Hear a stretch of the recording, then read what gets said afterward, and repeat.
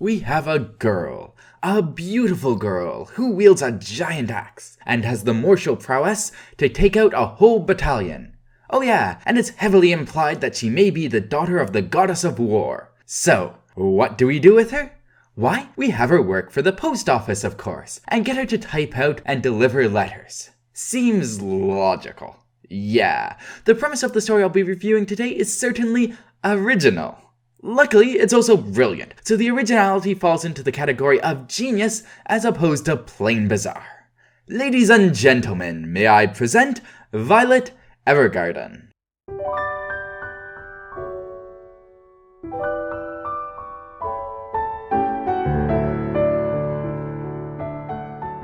Most of the time, in median res stories, or in other words stories that start in the middle, start that way to allow the readers to get right into the action.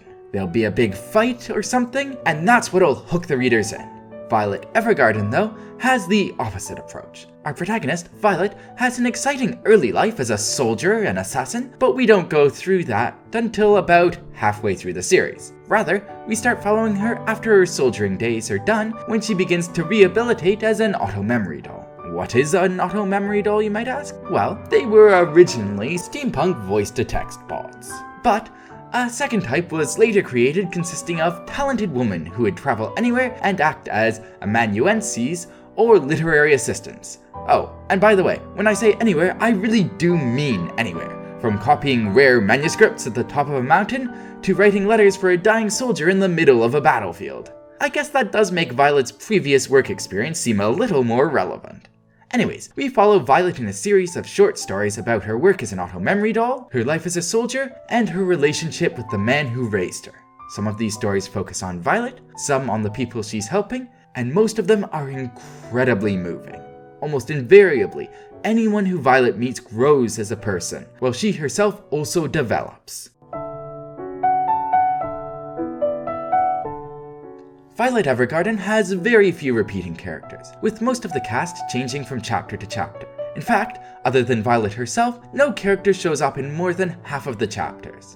The few that are worth mentioning are Violet, Gilbert Bougainvillea, who raised Violet, and Claudia Hodgins, postmaster and Violet's current boss. Violet started her life as a soulless killing machine, who would only follow the orders from her master, and was unable to properly function within society. She changes significantly though, and when we first encounter her in the story, she's grown up to be kind and empathetic, if a bit distant.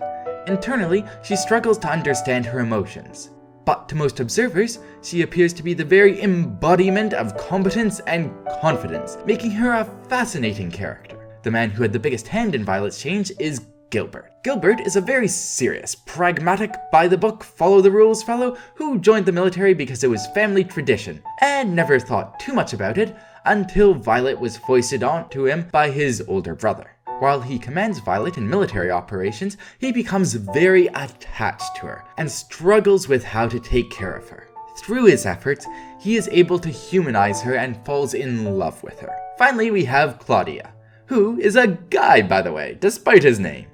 Claudia is a flirtatious gambling gentleman who takes charge of Violet when she leaves the military. As was true with his friend Gilbert, Claudia also comes to care deeply for Violet, and his more lighthearted nature leads to a softening of her character.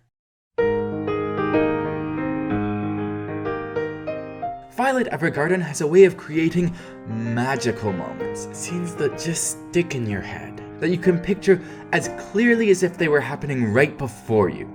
These moments feel just as incredible for the reader as they do for the ones witnessing them in the story, and make you feel immersed in it. Then you'll have moments that are heart-wrenching and touching, where the story will play your emotions like a fiddle. I don't think my description here is really doing justice to it, but Violet Evergarden is beautifully written. It's also easily one of the most interesting stories I've ever read. Each individual story arc is well fleshed out, and it never stays in one style too long. You'll have a couple of sappy, bittersweet stories, then bam! Interviews with a psychopath, followed by a war arc, a wedding, a rescue from a demigod cult, and it goes on. It's really quite impressive how many things it does well, all while building Violet as a character. And that brings us to the biggest selling point of this series, Violet. She starts out as someone who's just this perfect ideal in the first few stories, but her vulnerabilities are gradually revealed, and that makes her feel very human. She could have very easily turned into a Mary Sue, but instead she grows into a complex character and a likable one too. I found I got hugely attached to her as the story went on.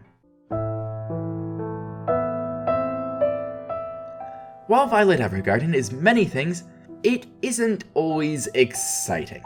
It doesn't have a story that hooks you in right away, and the story that it does have is very episodic.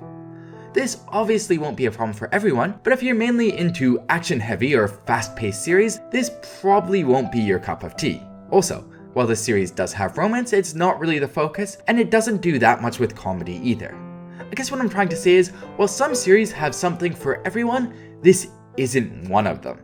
I know past me from my high school years would have criticized this story as being too artsy, and I'm sure some people watching this video would have a similar opinion.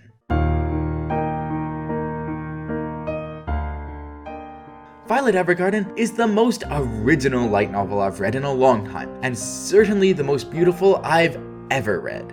While I can't promise you'll enjoy it, I would recommend everyone at least give it a try. I think many of you will get a lot out of it, as I certainly did.